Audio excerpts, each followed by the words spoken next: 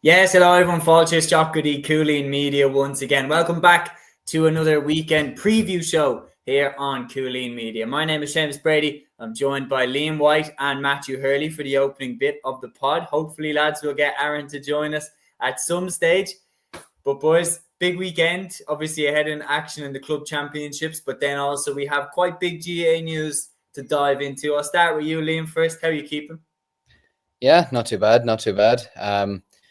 Looking forward to the weekend again. Some cracking games all across the country. Some county finals to look forward to as well. And it's been there's never a normal week. What was that old phrase? One normal week of Barclays, or one normal day of Barclays, is all I ask for. And you're certainly not going to get a normal week in the GEA circle. So looking forward to the show, and looking forward to cracking into it. Absolutely. Matthew, how have you been keeping, man? Yeah, good, Seamus. Yeah, it's interesting enough few weeks and stuff like that for the club championship, and obviously in my home there was the Cork football happening this weekend, and for once on Clover, I think for the first time in a long while, there's a whole host of games being shown in the Cork football championship, which is actually brilliant to see. But we'll see what does happen in that championship, and of course the Kerry Intermediate final looks like a very good game as well. Obviously the Managerial merry-go-round, we thought it'd be maybe as entertaining as disaster. It doesn't seem to be that way. Only, as far as I can count, only one county are without a manager at this present moment in time in Fermanagh, and obviously that could change in the next few weeks as well. So that's very, very interesting as well, looking at all that. So a lot to get into. Absolutely. Well, we're going to start, as we've been led on here by Peter Griffin. He says, hey lads, just listen to Ger Brennan interviewed by Tommy Rooney on Off the Ball. Clucko 100% not playing and solely selector and coach. The retirement statement. And you've led us on very nicely there, Peter. Stephen Cluxton retires is where we're going to start. Lads, if he does go, he is, in my opinion, without question, the greatest Gaelic footballer of all time in goal. And you could very well make the case that he is the greatest Gaelic footballer of all time. I mean, you think about it, lads. When it comes to revolutionising a position, when it comes to changing the game, when it comes to upping the standards, when it comes to leaving a legacy, whenever people talk about their greatest team of all time, whenever people talk about who is your all-time 15, midfield is always a debate, forwards is always a debate, goalkeepers, never really a debate. And there's only one of them. There's 6 forwards, yet people always struggle to pick 6. Goalkeeper, it's usually a slam dunk. Usually most people pick Cluxton. In my opinion, if he goes, there's a case for him being the best that Dublin have ever had, the best that the game has ever had. Liam, what do you think first as a fellow Leinsterman? Yeah, no, I couldn't agree more. I don't think we've ever seen a better goalkeeper than Cluxton. And I don't even mean just as a football person. I think even just as a person in general, for the morals that he had, the standards that he set, the way he conducted himself both on and off the pitch. The only disappointing thing was he never. I'm a big fan of someone who, when they do win the All-Ireland and they're going up as captain, they absolutely just hoist the trophy over their head, like going absolutely mental and screaming and shaking it and fearing that they might drop it or break the hold or something like that. Whereas he didn't, and that's fine. That's the way he did it. But other than that, class act. Everyone will always remember the kick against Kerry in 2011 to win the All-Ireland. But for me, just his presence in goal, the way he conducted himself on the pitch, the way he kind of set up the play for Dublin for the last number of years as well. It's amazing. Only he could step away from winning a 6th All-Ireland, come back after 3 years or 2 years away, and then win another All-Ireland in 2023. Like, it's remarkable. 9 All-Irelands, I believe it is, 9 All-Irelands. And I mean, I don't want to count how many Leinsters he has. But yeah, no, it's an incredible record what he's done. And you know what? It's probably the right time as well for him to maybe step away. Look, he is 43 years old at the end of the day. I know his club at the moment there's a bit of going on there in the background as well, and there's been issues with that over the last couple of years. But yeah, and look, Ger Brennan couldn't have asked for, in my opinion, a better role model, a better man to join in with his coaching team next year. He's basically confirmed in his interview that he won't be playing next year anyways. But a great servant to Dublin GEA, a great servant to GEA in general. And who knows, it'd be interesting to see if he makes a good manager. Could he potentially be a future Dublin manager? I would say so. I think when you're looking at someone who has the mentality that he does, the consistency that he does, everything like that, There's no reason why he can't do it. Peter says here he's 44 next month. I mean, like it is incredible consistency. He also says Clucko started in 2001. He has seen some change, contributed change, and has to be considered the GOAT. Sean says Cluxton is the GOAT goalkeeper, and we won't ever see a better one. But it's time now for somebody else to be given a chance, whether it become a Fred or O'Hanlon. He will be great to help and guide them. And then Dublin is great. Says Clucko was third on the All-Ireland Roll of Honour. I mean, absolutely mental. He has 9 All-Ireland medals. He has, I think, is it 17 Leinster medals? Like something crazy like that. And when you think about it, he came in 2001, as Peter said there, changed the game. And when people are discussing the greatest team of all time, the goalkeeper is the one that's the slam dunk. The goalkeeper is the one that there's minimal debate. Stephen Cluxton is the greatest goalkeeper we've ever seen in Gaelic football. He is one of the greatest players we've ever seen in Gaelic football, period. He defined that position. He changed the game in that position. He revolutionised goalkeeping, kicking that free over in the All-Ireland final in 2011, giving me as a Dublin fan, I was there in the stadium, I was 10 years old at the time, one of the happiest memories of my entire life. So I personally couldn't be more grateful to Stephen for the service he's given. One of the all-time greats. If he goes for good, which maybe he won't because he came back last time, but I think personally this probably is the end for him. I think going into coaching is the natural next step. But what a legend, what an icon. We will never see another goalkeeper. We'll never see another player like Stephen Cluxton. So Stephen, thanks for all the memories. Wish you all the best in your retirement and your coaching career, because you're going to smash it. I mean, I've no doubt he's going to smash it. Like, I mean, the consistency, the legacy that he has. Like, I mean, anything he sets his mind to, he seems to smash it. But the other thing as well is when you're talking about Stephen, and this is just me analysing how he is in terms of dealing with the media and everything like that. The man kicked over the winning free in an All-Ireland final in 2011. Dublin's first All-Ireland win in 16 years, and his immediate response was to run down the tunnel and run away from the celebrations because he didn't want it all to be focused on him. And in that moment, it would have all been focused on him, the man who kicked the match winner. So I don't think he really likes the spotlight too much. And I think he just loved the game so much, that's why he came back in 2023. But Cluxton was never going to retire the way that other players have gone, where they've stepped off the stage with a big statement and an announcement and a big hullabaloo. He was always going to try and sneak out the back door with minimal fuss, minimal fanfare, in a similar way to how Mick Fitzsimons went. I think he was always going to try and just quietly drift off into the sunset with his medals. Another legend, another one who changed the game.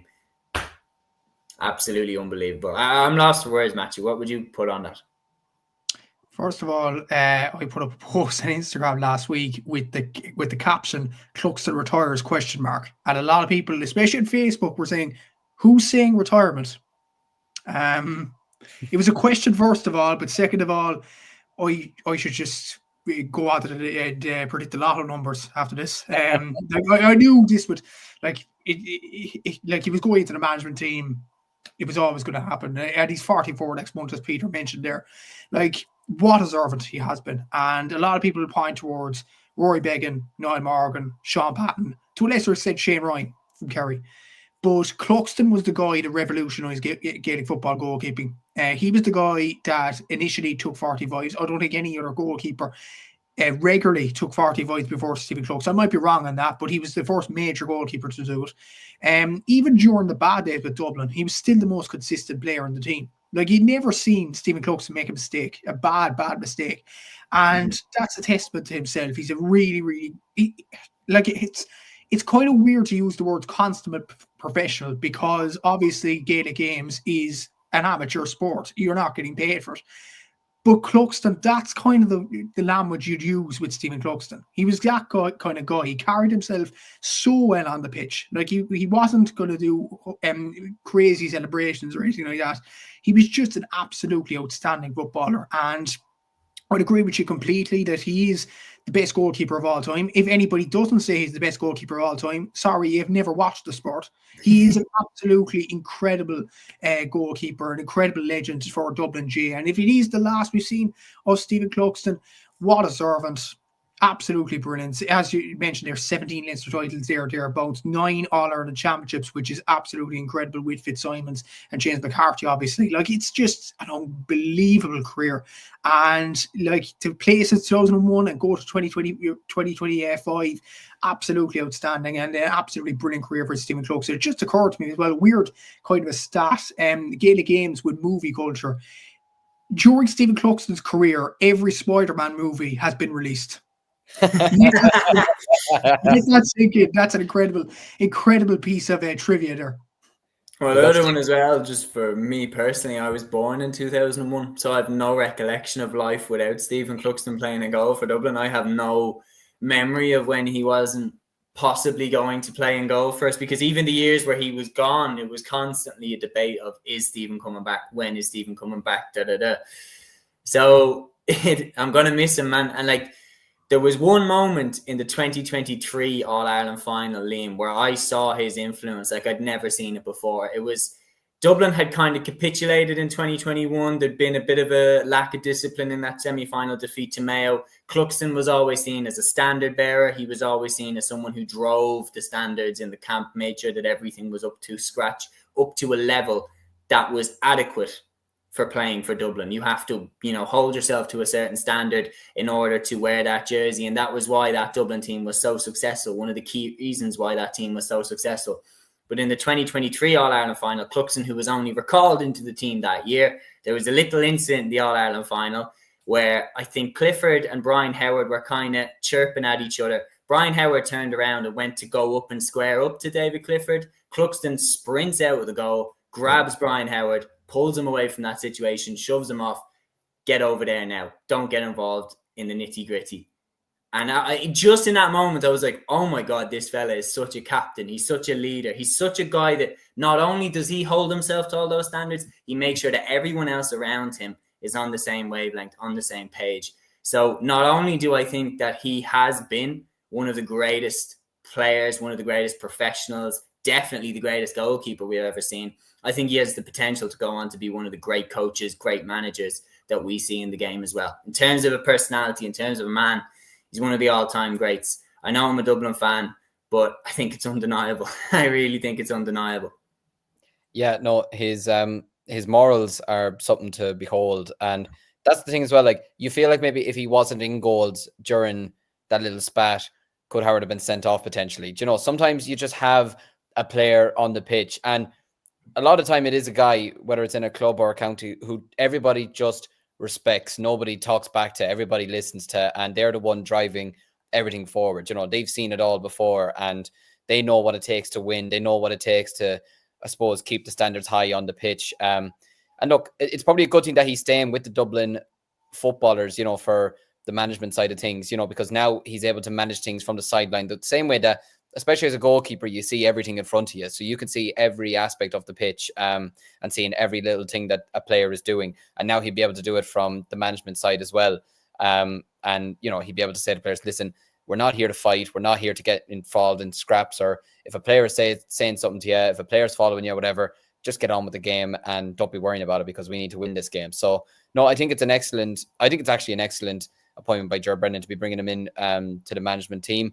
And yeah, look, it'll only give the younger lads in the Dublin panel and lads that'll be coming in over the next couple of years from the minors and the under-20s that little bit of inspiration as well, that they'll be they're going to be working with a player as influential and as successful as Stephen Cluxton. He can pass on that wisdom to them of what it's like to not only play for Dublin, but keep themselves professional off the pitch as well as on the pitch as well. And yeah, I mean, that's the best point of all. The fact that there was no statement from him, there was no big celebration or anything like that. Just simply, yeah, I'm gone. And that's that, no big deal. But that just speaks of the man himself. Never wanted the limelight, doesn't want to be in the newspapers or anything like that. Just simply plays the game and that's it. It's like Roy Keane. It's my job and that's that, But yeah, look, it's an incredible feature from him to not only have won all those All-Irelands, but I think a bit like kind of Jim Gavin as well. Like, Jim Gavin won't be, in a way, probably remembered for the 5 in a row. His biggest legacy in a way will probably be creating the new rules in football.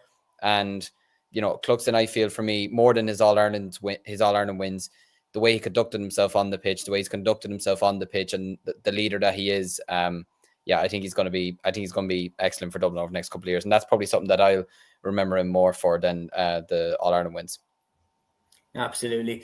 Cian says here, having won 9 All-Irelands and 17 Leinster titles, the Pubble Parnell clubman has revolutionised the role of the modern shot stopper. Thanks for everything, Stephen, and all the best in your new role. Do you know, I'm going to call him the Parnells, man. Like, the Pubble Parnell, like, that was out of his hands. And even in that situation where Parnells carried on like fucking lunatics with the money, the way that they were spending it, and they ended up running the club into the ground, Stephen Cluxton, in that situation, again, showed his morals, showed his character.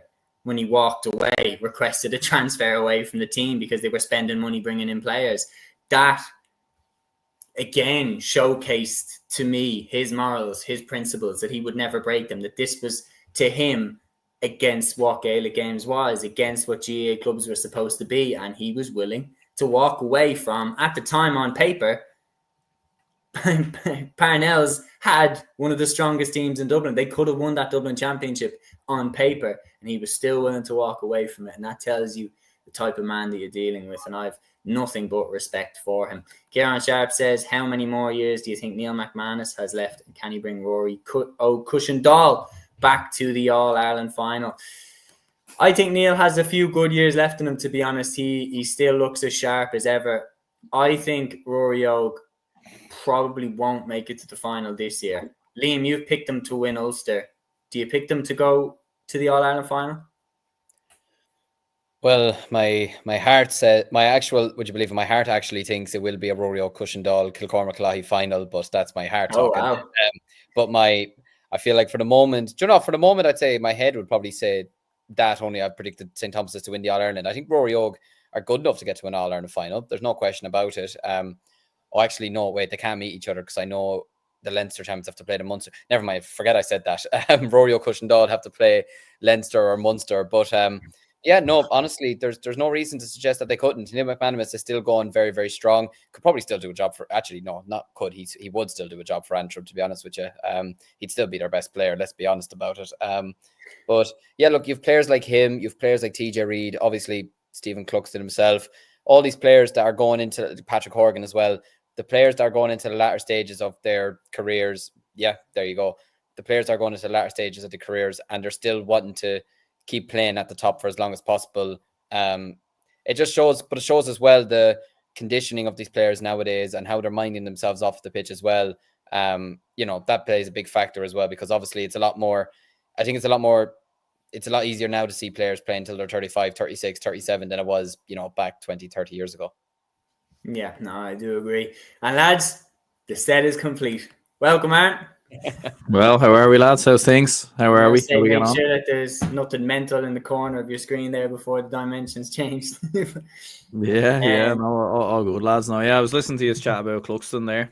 I'd love to get your opinion, man. I think I kind of heard briefly what you were saying, Seamus and Liam as well. I think at some point it was gonna come to an end. We all thought it was going to be a couple of years ago, when it was due to happen, and he sort of left the panel for a couple of years and then came back. I think it's fair to say, look, obviously the age has caught up with him. There's no question about that. He doesn't get the same range on his kickouts, but I think this is the best thing, to be honest with you, because he goes into the backroom team, so you're still going to have that leadership. He's still going to be there, and he's still going to carry that kind of leadership that he would have carried with Dublin before.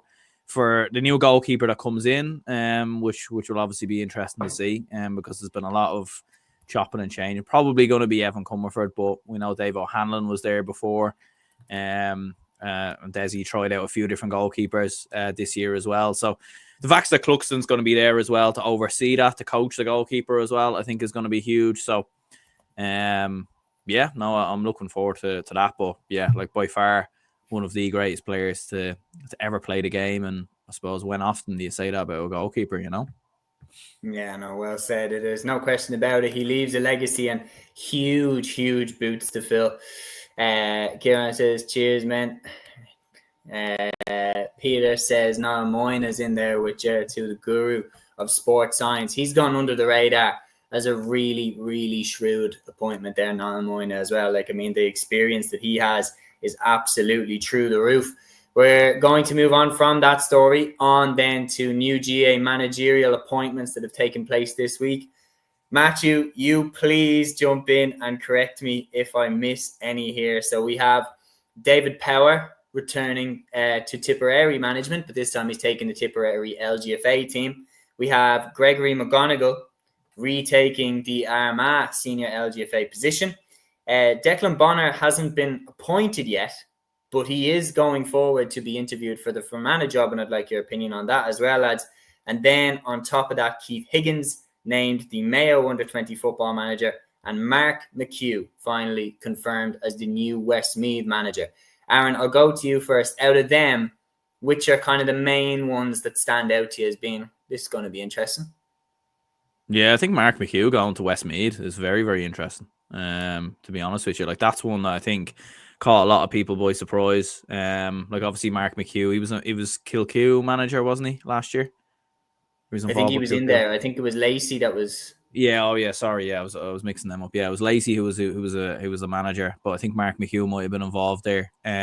So no, I think it's a great appointment by Westmeath. Like especially after Dermot McCabe obviously going to Cavan, which probably was a bit of a disappointment. You know, they didn't plan for McCabe to be leaving, and he obviously goes to his native county. So that's fair enough. But no, very, very curious to see how this goes. Westmeath have lost a lot of players over the last couple of years as well. A lot of lads have gone travelling. There's been retirement. So it'd be interesting to see, can you get the likes of Ron O'Toole maybe back in the team, back in the panel? Can they get excited by this? Like Leinster, although, look, Dublin under new management, I'm sure will want to right the wrongs of last year. But it does feel like Leinster's a bit more open now, in my opinion. And I think Westmeath, like, don't get me wrong, you would have Meath and Louth as probably 2 and 3, whatever order you want to put them in. And, you know, Dublin, Meath, Louth, whatever order you want to put them 3 in. But, like, I think Westmeath are very close to that. Like, I don't think they're a million miles off. So, yeah, I think it'd be very interesting. Obviously, I suppose, a prodigy of Jim McGuinness. So we'll obviously see how he gets on there as well. So, no, I think it's a very good appointment by Westmeath. And, yeah, Declan Bonner going to Fermanagh is an interesting one as well. If that obviously does happen, I think that would be great for Fermanagh as well, to get a man like Declan Bonner in, who I think his time with Donegal kind of went under the radar a little bit. Like, he won a couple of Ulster titles there. He never quite got them over a quarter final, and they had a couple of mishaps along the way, especially towards the end. But I think he got them to like 4 or 5 Ulster finals in a row. So like that's incredibly impressive when you think about it. So yeah, some interesting appointments there. Very much so. Matthew, which ones have kind of stood out to you? Are there any different ones to what Aaron said, or is it more just the same? To be honest, I would say, yeah, Mark McHugh and Declan Bonner, because of like the probably news around it. Declan Bonner did a decent job at Donegal. I think he will do a decent job at Fermanagh as well. Mark McHugh, like, this is his first big inter-county managerial hot seat, because he was at the backroom team with Roscommon under Davy Burke, and he was with Westmeath under McCabe last year as well. So, and he was part of Maxi Curran's Donegal LGFA backroom team as well a few years back. So he does have a lot of experience in terms of inter-county, but this is his first real big gig, and I think he'll do a decent enough job with Westmeath. Westmeath obviously do with some decent players. They need that bit of stability. I know a lot of Westmeath fans I've been hearing wanted an inside manager because they didn't want the likes of Dermot McCabe just taking the job for 1 year and then going off gallivanting to Cavan, which probably wasn't great from a Westmeath point of view. They'll hope that Mark McHugh doesn't do the same thing, but it depends on Jim McGuinness. Does he want to leave Donegal? Probably, well, there's been no murmurings of it, so I don't think he's going to leave there. Obviously, Bonner there as well. I think David Power with Tipperary LGFA is very, very interesting, considering Tip reached the quarterfinals last year, lost to Meath. I know Meath got to the All-Ireland final, but like that was no disgrace for Tipperary. That was their first All-Ireland quarterfinal since the early 1980s. So you're bringing in a manager now that has won a Munster title with Tipperary at not just senior level, but he's won at a minor level as well. He's won a minor All-Irelands with Tipperary with the men's in 2011 as well. So he's a great motivator. I can get that off David Power as well. I think Gregory McGonigal with Armagh is a very, very interesting appointment, considering he was actually the Armagh LGFA manager a few years back. when they were really one of the favourites for the All-Ireland, that they got the best out of the likes of Amy Mackin, the Blahy Mackins, the Aoife McCoys. They got the best out of these players. What was the problem with Armagh last year is when Amy was injured, Armagh had nobody to step up and replace her after that. I know Amy played a bit of a part at the end of the Kildare game, which they ultimately lost, but for the majority of that game, there was just no spark from the Armagh LGFA team, and they'll be hoping they won't be in a relegation playoff, because I think Armagh would have wanted themselves to be up there in terms of All-Irelands. The LGFA Championship's very, very open. Like Dublin, okay, they have like Hannah Tyrrell stepping away there. I don't know how many years Cara Rowe has left, Martha Bird as well. The Meath manager stepped away in Shane McCormick, so it'll be interesting to see who Meath replace him with. Like Armagh are definitely up there. If they get their house in order, I think Armagh are definitely up there in terms of LGFA, the LGFA Championship. Of course, you can't discount Kerry either. So I think that is the most ideal appointment for Armagh. Bring in a guy that has done well before, and to bring him in again now. He has won a league title with Armagh. They obviously fell well short in the league final against Kerry. They got absolutely hammered in Crow Park this year under new management. So they'll be hoping this kind of management will get them on to bigger and better things. But like some very interesting appointments, especially in the LGFA there. And Keith Higgins, as you mentioned, with the Mayo under-20s. Mayo probably struggled in underage, not just in minor. They did well a few years back. They won the Connacht title with Kobe MacDonald and all them, and Oisin Dean and all them up front. But in under 20, they have not done well. Neither of Galway, to be fair. But you look at Mayo at under 20, like Sligo have done better than them. Roscommon probably have as well. So they need a bit of a bounce at that level. And I think Keith Higgins is the right man to do that. Like, it's quite an interesting dynamic there. You've Andy Moore at the seniors, Keith Higgins at the under 20s as well. So two legendary kind of figures in amongst the Mayo management teams there. So very interesting to see. Absolutely. So, Liam, is there anyone that wasn't mentioned there that has caught your eye? No, I suppose because I've been working with Midlands, the Mark McHugh one was the one that kind of just stood out to me mostly. Look, I feel like it's still going to be, it's a big job for him. And look, obviously, he has the experience of working with McCabe last year, so he will know the Westmeath players inside out. And like you mentioned there, if he could get the likes of Ronald Toole back in, it'd be absolutely huge. But yeah, look, that is a big help to him that he has seen what the Westmeath players are like.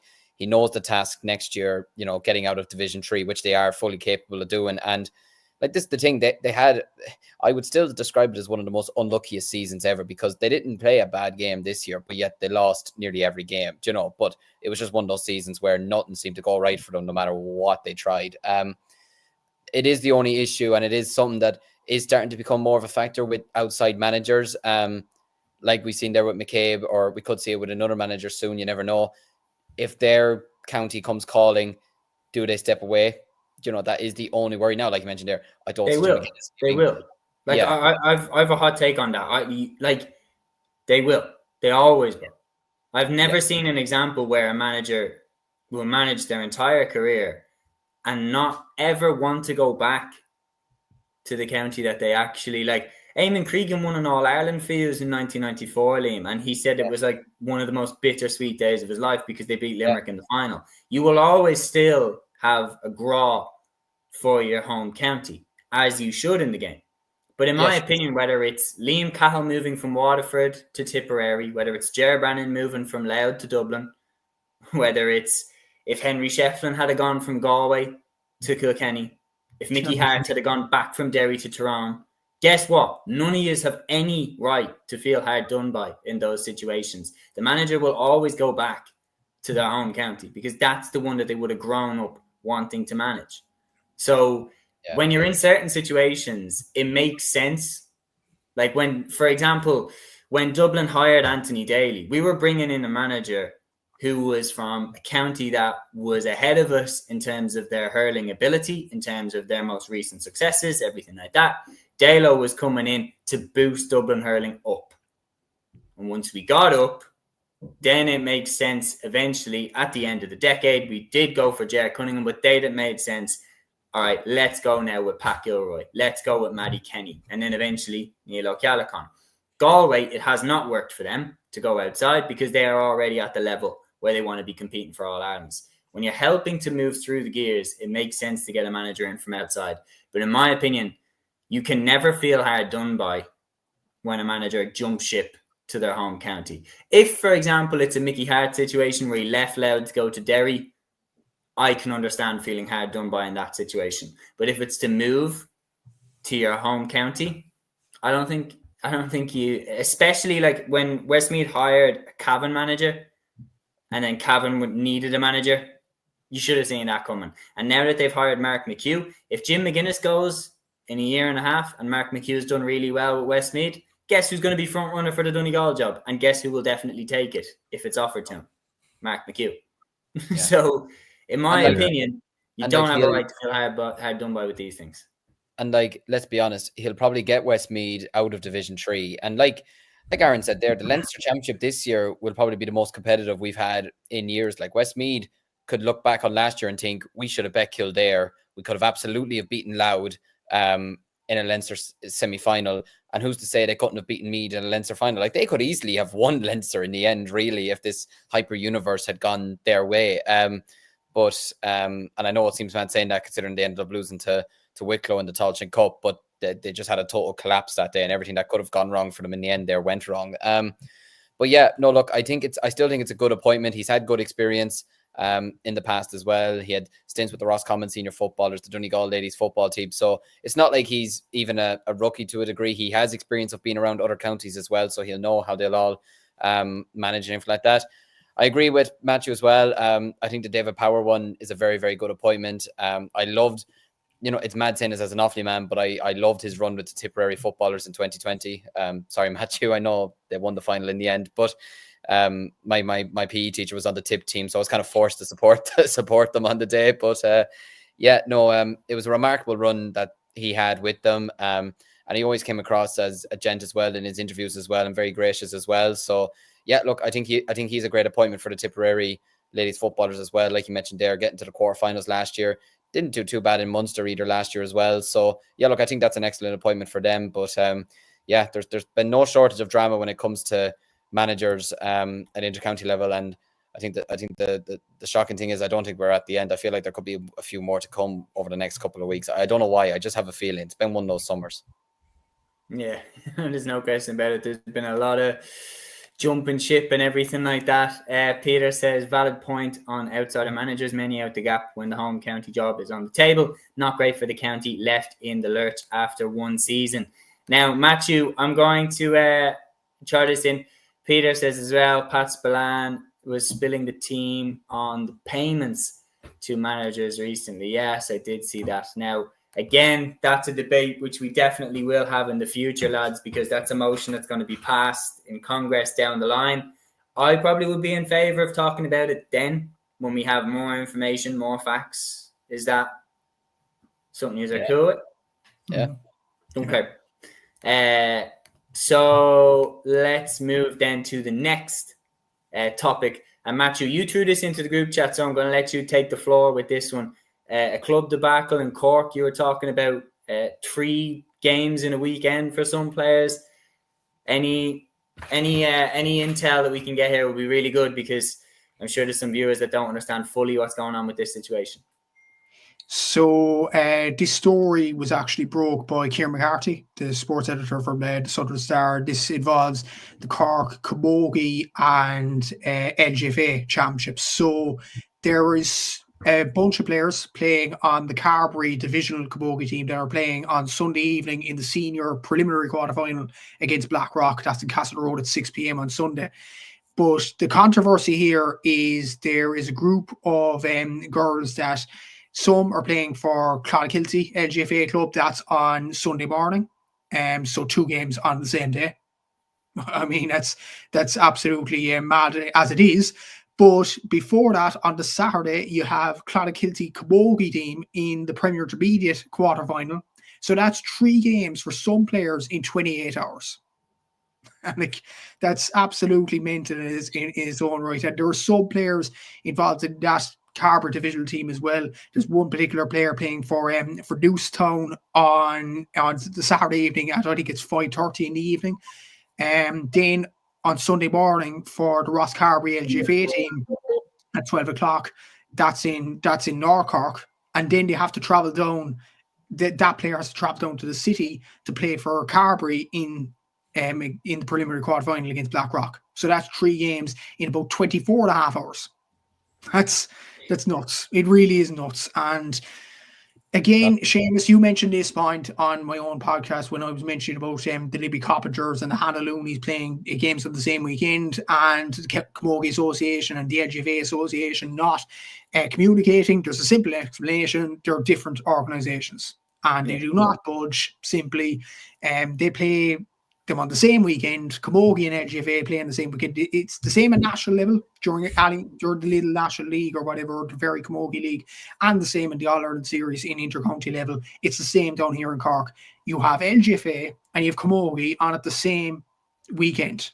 Whereas when you look at the men's side in hurling and football, it's the same organisation. It's Cork LG or Cork GA, the Cork GA County Board or whatever. You have hurling one weekend, that was last weekend. You have football this weekend. You have hurling next weekend. You have football next weekend. So there's no clashes in between. And club, it's even worse because club, you have a lot more dual players because obviously there's a lower number in some of them. You have small clubs, you have big clubs and things like that. And even in out of the divisional Carberry team as well, what chance does it give them in the game against Blackrock when they're already at a disadvantage in terms of divisional sides putting out? So Carberry have only had 1 game right as of now against Shandu. The games against Musgrave and Avondhu were both walkovers because there wasn't enough players. So Carberry have had only 1 game in the Camogie Championship. They were in the preliminary quarterfinal and they were they're probably the best team in the divisional championship. But what they needed was, meaningful games. And then when they get the meaningful game, they have other games happening at the same time or the same weekend.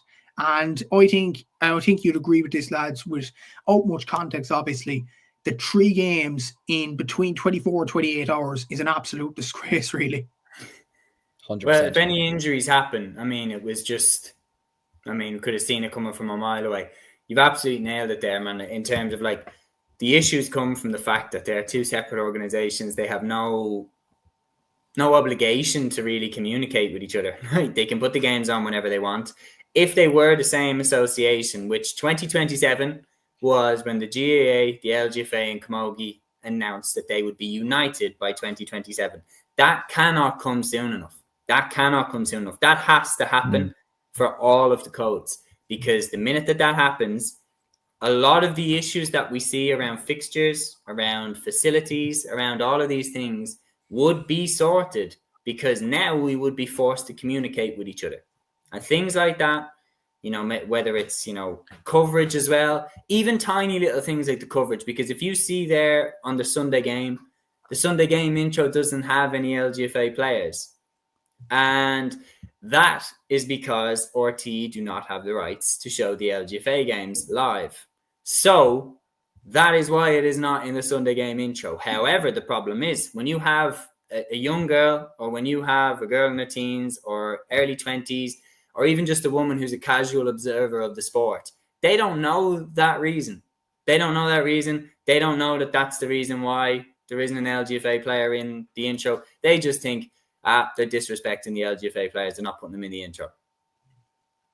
Yeah, and that makes everybody look bad. And it also is quite disheartening, I would say, to an LGFA player, especially someone who wants to grow up and have aspirations of playing into county. It's definitely a knock to the confidence. So there is no question about it. It needs to happen, and it needs to happen as soon as possible. 2027 is still a long time away. I would wish that it was tomorrow, but it isn't tomorrow. It's 2027. That will come around quicker than we think it will. And hopefully it will be sorted by then. If it's not sorted by then, it means that there are some key reasons that are dead solid as to why this will never happen. Because it's been given 3 or 4 years of heads up to make it happen. If it fails to happen, it means that there are players in the game who don't want it to happen. And then that's a much more serious debate that needs to be had. But we'll see what happens. We'll move on then. Speaking of LGFA, we'll move on to the LGFA All-Star nominees, which have been revealed. And little surprise, Aaron, I don't know if you want to flex with me here for a minute. Dublin lead the way with 12 All-Star nominees. They're also looking very strong there with 10. And we also have nominees in from teams that reached the semi-final, like Kerry, like Galway. and some splinterings in there from the likes of Armagh, Kildare. What I'm going to do here, lads, so the LGFA All-Star nominees have been revealed for 2025. What I want from each of you lads, if I want two, so what I want from each of you lads is I want 2 shoe-ins for the All-Stars. 2 players that you think are bankers. They have to be crowned an All-Star in 2025. Aaron, I'll come to you first. Well, look, Hannah Tyrrell obviously is the complete obvious one. I think I'd absolutely, she definitely goes in there. And then Carla Rowe as well. I think they're two absolute shoe-ins based off of this year. I think Carla Rowe was phenomenal really from the quarterfinals onwards. She was outstanding. So and then Hannah Tyrrell in particular, I think for me would probably win Footballer of the Year based off of some of the performances as well, especially in the final. So yeah, those would be my 2 picks, but I'll leave it open to you lads. Matthew? One thing before the 2 bankers, I was very interested actually just reading off this. Vicky Wall was named as a full forward nominee, and most of us had her in the midfield in the team. So she's kind of been playing all over the place, to be fair. She has been, yeah. But do I see her getting an All-Star now that she's nominated for a full forward rather than a midfielder? Probably not. I think for one, Ailish O'Dowd, considering she's the only Dublin midfielder out of them picks, and she's been absolutely outstanding in kind of driving that Dublin team on in winning kickouts and being a colossal presence in that Dublin team, in my opinion, absolutely outstanding. Another player looking at it is probably going to be, it's a tough one. I'd go Robin Murray actually for Meath. I know Abby Shields has done absolutely brilliant for Dublin and goal, but we talked about Cluxton earlier in the podcast. In terms of LGFA goalkeeping, it's been kind of, shot stopping, few bits of kickouts. That was the be all and end all for the last few years. We've seen Robin Murray this year actually collect possession from her teammates and actually drive her team forward at times. And even the kickouts, Meath actually won most of her kickouts in the All-Ireland final. And she was at no fault for the Dublin goals in the final as well. So I think Robin Murray's a banker as well in terms of that. They'd be my 2. Just as a side note, Carla Rowe wasn't in my team. I don't know, would that be a surprise to Aaron? I just feel like in the earlier rounds, she wasn't as influential as other players. Let's just say, I'm looking at the list here. The likes of Hannah Tyrrell, the likes of These even receipts here, Aaron, you're fucked. I'll just say nothing. Go on. Continue. The likes of Kate Sullivan, the likes of Siofra O'Shea, Daniel O'Leary. But even so, Carla Rowe's been named as a half forward nominee. Siofra O'Shea and Daniel O'Leary are both the full forward nominees. They're all shoehorning the full forward ones into the full forward nominees list. I don't know how the LGFA actually do this. Do they do it like any position goes, or they have to stick by one position?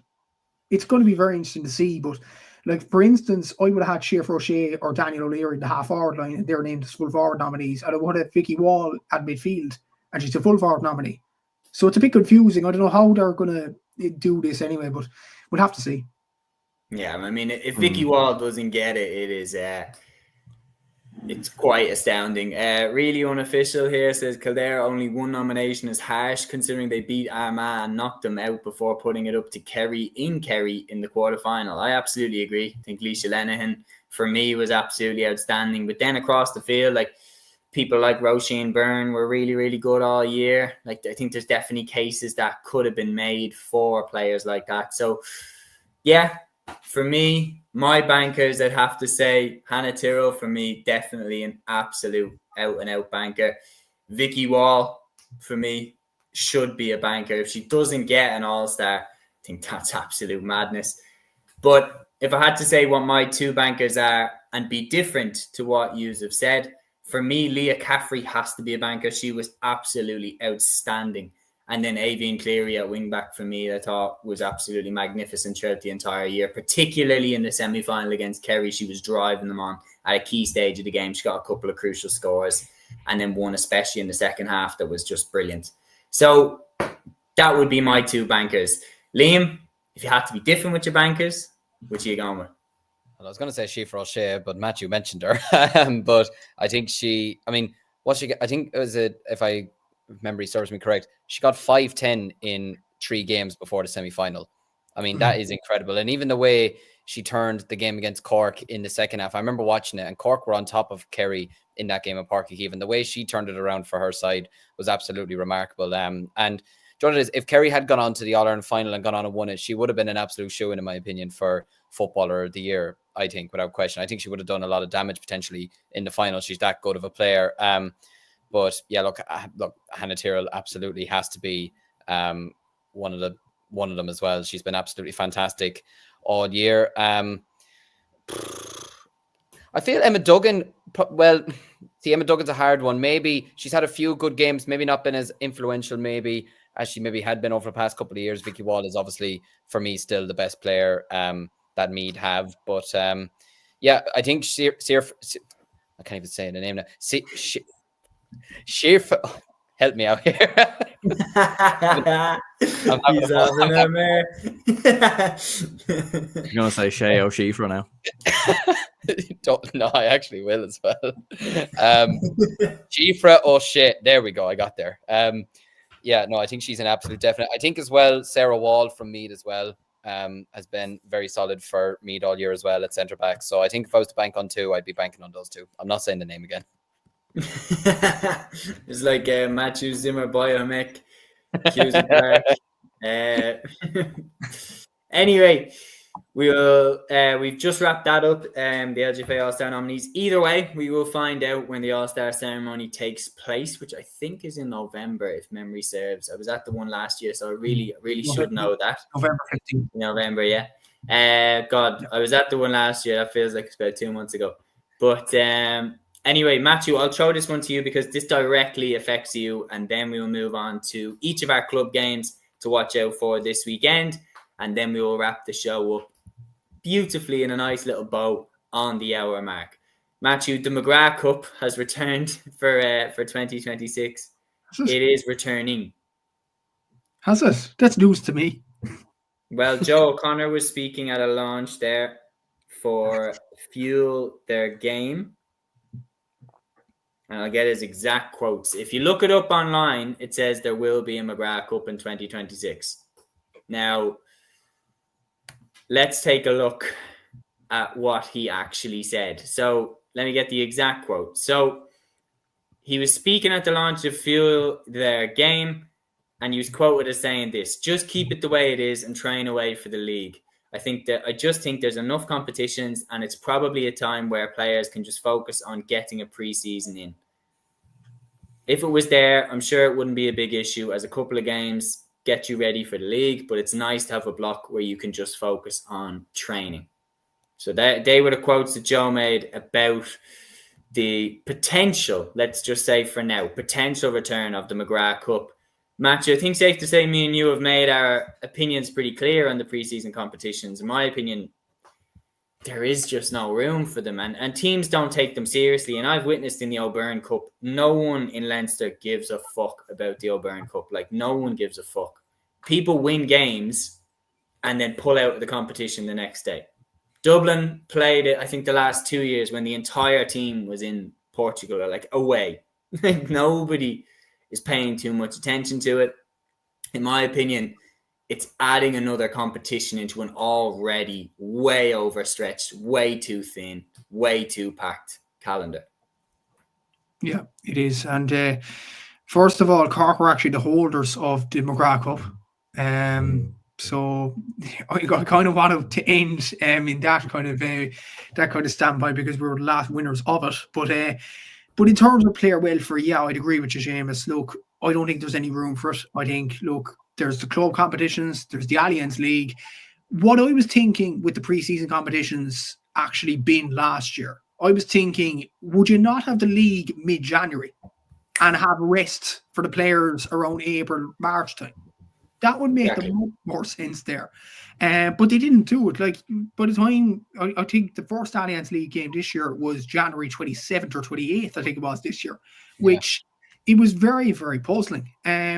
Obviously, club competitions have to be finished as well. Obviously, the club finals was actually before the Alliance League starting this year. It's the week before, yeah. But and again, not just player welfare, but in terms of the promotion of Gaelic games as well. Because I remember this year, and it's been happening over the last couple of years, you had the Allianz League finals 1 week. The next week, the All-Ireland Championship in the football starts. Where is the drive? Where's the anticipation for the All-Ireland Championship? I remember back, I know we're saying back in the day, like we're oldies, but this was only back in what, 2011, 2012, 2013, when there was about 2 or 3 weeks gap between the league and the championship. And people were getting excited, seeing the Sunday game ads, seeing, the clash of the Ash, seeing that Colin Cooper having a bit of a shoulder with Bernard Brogan or something like that on an RT ad.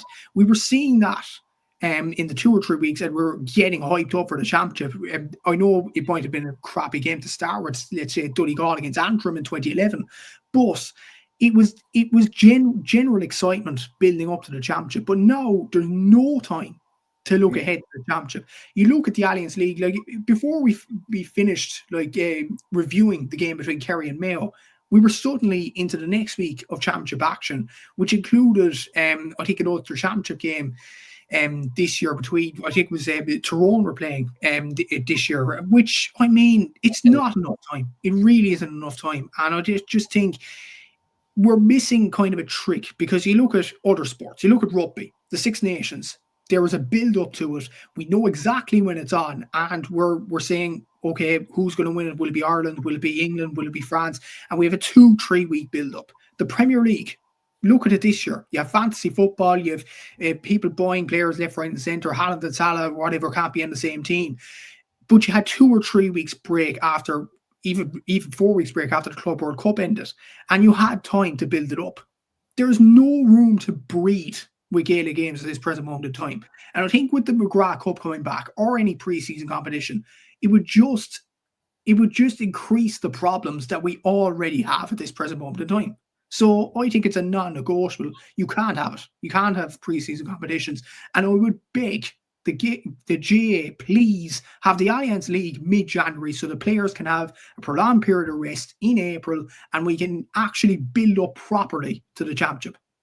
Yeah, well said. I think when you look at 2016, one thing that is never talked about is in 2016, the league final between Dublin and Kerry sold out.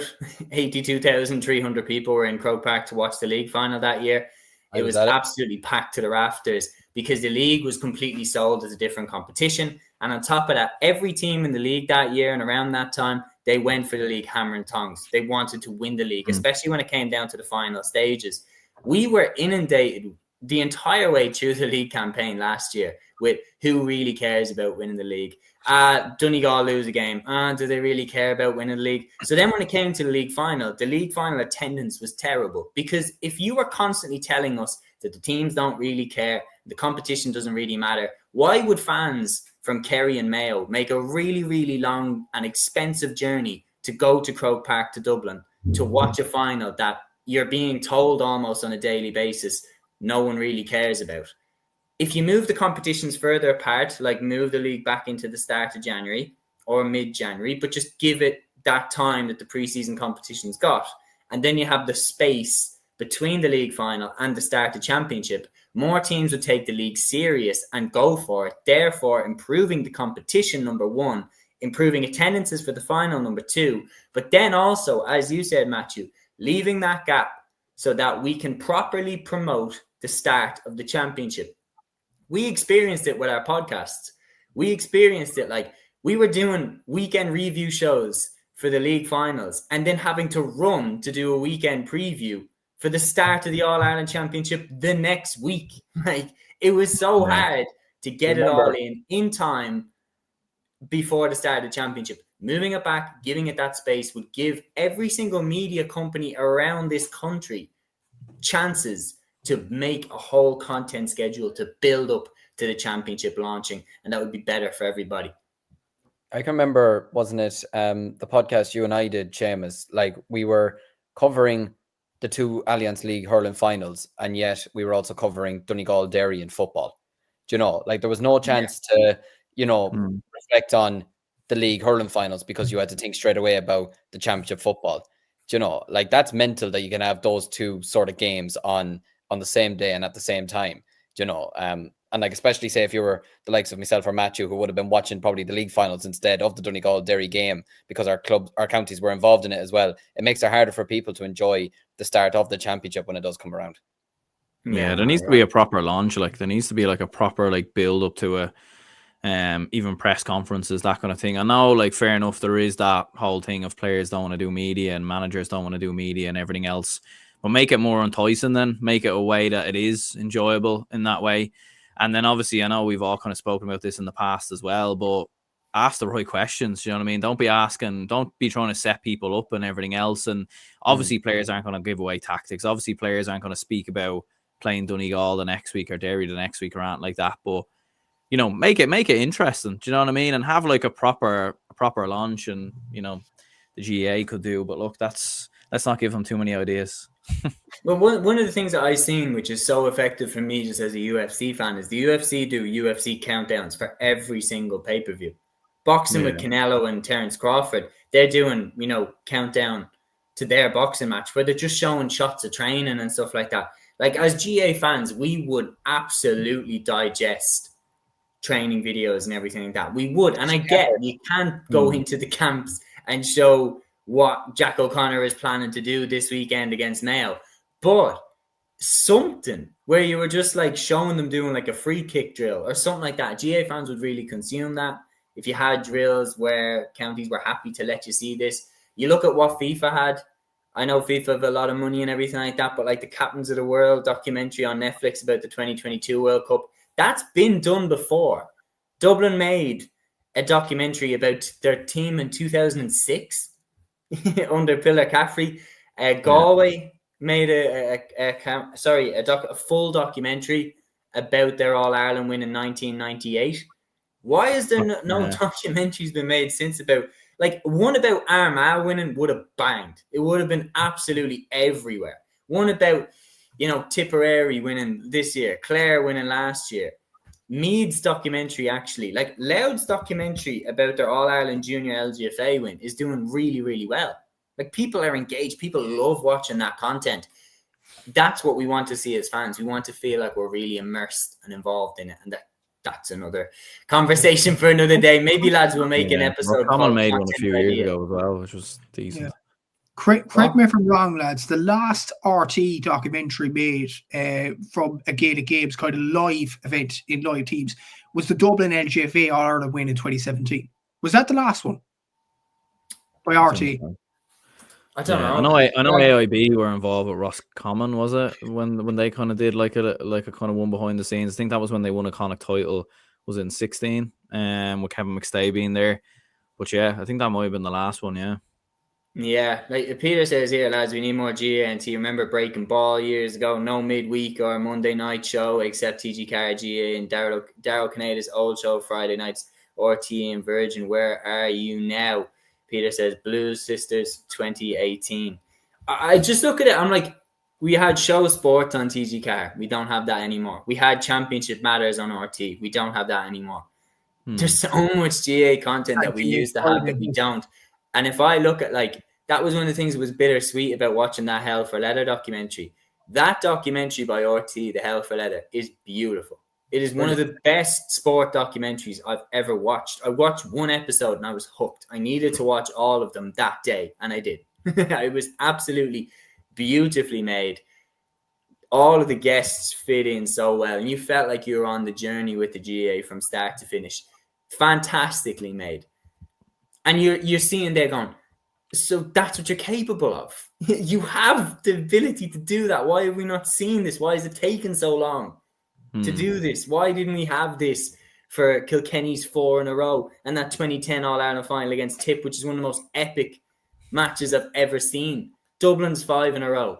Where are the docs? They even did a great documentary regarding Offaly stopping the 5 in a row in 82 before Dublin won the 5 in a row. Do you know, just to build a bit of hype around that as well, in the prospect that, will we see the 5 in a row this time because we didn't see it back then? Or even, I remember last year before we played Castletown Gagan, they let TG Carr in to get scopes of their training and whatnot, and you know, they're just them poking the ball around, whatever, and it felt sort of personal. You know, it felt like, right, we can get to know these players, and especially from a club point of view, because you might not know a lot of these lads. You know, I feel like people would be indulged by that maybe, and they could see a bit of a personal side to that maybe. But it's also getting the permission from clubs or counties to go into a training ground and show them, you know, poking the ball around without giving too much away. But I don't know. I think off the ball, didn't off the ball do 2, I think, in 1 year with Wicklow and Clare footballers. And they banged. Yeah. Remember Roscommon's GAs behind the gates? Yeah. That went everywhere for a year. All of a sudden, everybody was invested in Roscommon's championship, because especially that bit where they had them have the day where they were explaining why they played for Roscommon. And Enda Smith and Donny Smith were talking about playing, and their brother was a big motivation. That made me like the Smith brothers a lot more. Like, it just did, seeing that how much they care and everything like that. So, look, it's definitely a chat for another day. I feel like we could easily go to 2 hours if we keep doing this. But lads, how about that? Sometime soon we'll make a video just called the content ideas and everything like that, what we would like to see in the game. But what we are going to do, of course, what a great example by Peter said. Remember Marooned 2004 and the Grain or Ice speech by Paddy O'Shea, one of the most iconic speeches I've ever heard. So we'll go to what we might have gone to at the beginning, but we're going to it now. Club games to watch this weekend. So given that we're already into an hour and we're about 5 minutes off getting delusional, I'm going to ask you all for your highlight, your game of the weekend that you are looking forward to. Aaron, I'll come to you first. Yeah, well, there's a lot of big games in the Tyrone Football Championship this weekend, and Liam, you'll be happy to know Errigal Kieran beat Ardbow tonight, 421 to 17. So, they're looking really strong, to be fair, in Tyrone. But no, the game I'd look at is Tralee versus Dungannon. I think you've got some really, really good players on either show there, like the likes of Paul Donaghy for Dungannon, who's been outstanding the last couple of years. Obviously, Tralee have the likes of Matty Donnelly in there. So some really, really kind of good players. One team I would keep an eye out though in the Tyrone Football Championship is Loch McCrory. Great odds on them. They've got Owen McElhome in their team and a couple of young players in there as well. So I'm just saying, Loch McCrory for Tyrone. We have some potential shocks, thrills, and spills in Tyrone over the last couple of years in senior football championships. They could be a team who might go on a bit of a run, but Errigal Kieran are obviously looking very, very strong, to be fair. And to start like that and to look that good from day one, I think they're definitely the favourites. No, I feel very, very relaxed now, having seen that result. I mean, it's obviously it ain't over till it's over, but that definitely reassures me to some level. Peter says, my example, I know it's the Kilkenny League final, but I think this is a serious clash between O'Loughlin Gales and Thomastown. Obviously, the two champions from the previous 2 seasons in the Kilkenny Hurling Championship. And obviously, you'd imagine both of them will be going hammer and tongs for championship as well up against Ballyhale Shamrocks. I think it will set the stall out for a huge clash in championship should they cross each other's paths again. But obviously, there's silverware on the line as well. And I think once there's silverware on the line, you get an extra bite to it, an extra edge to it. So I think that one will be a cracker. And that one is obviously live on Clubber TV as well. Liam, your pick for the weekend? Yeah, I suppose the O'Loughlin Gales and Thomastown game was one of the games I was going to pick out. Obviously, it's a repeat of last year's final, which was one of the biggest. Well, I wouldn't say one of the biggest shocks, but I was certainly shocked. I was at the Limerick Hurling final, covering it for college newspaper, and I was just reading the score on Score Bio, and I had to message my own father and go, "Is that actually the score? Have they messed this up? What's going on?" Like, because I was after watching O'Loughlin Gales all year, and I was thinking, right, well, we'll probably end up playing them in the Leinster Championship if we get out of Offaly. And then you just see Thomastown's results over them, and you're thinking, what? Do you know? And they deserved it on the day. You know, the Donnellys had an unbelievable game that day. Zach Bayhammond obviously is in there as well. But yeah, look, they're both in this at this stage now.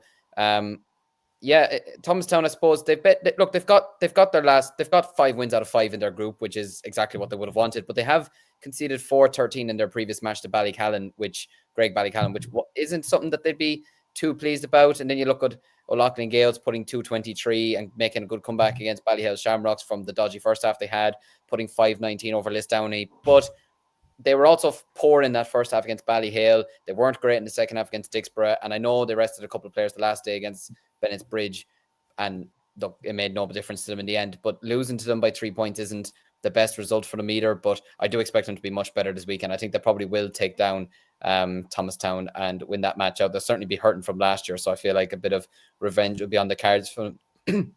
Excuse me, on the cards for them there. I suppose another game I wanted to highlight, I suppose in Dublin as well, is Lucan Sarsfields and Nafina. And obviously you two would know a bit more than me, but that just has the makings of an absolute cracker. Two teams that are firmly two out of the favourites. I'd say probably two of the three favourites for the Dublin Hurling Championship. So I'd be very, very intrigued to see how that turns guess out. who's commentating on it? I'm going to guess it's you. And I suppose I think so. But one other game I wanted to mention, it's actually not happening, but it's something I wanted to highlight. Road were meant to play Durrow this weekend in the Offaly Senior Football Championship. Now, Durrow, they can't get out of the group. They're knocked out anyway, so it means nothing to them. But what's interesting is because Durrow is the football team and Baldemere is the hurling team. They're the one club but just under different names.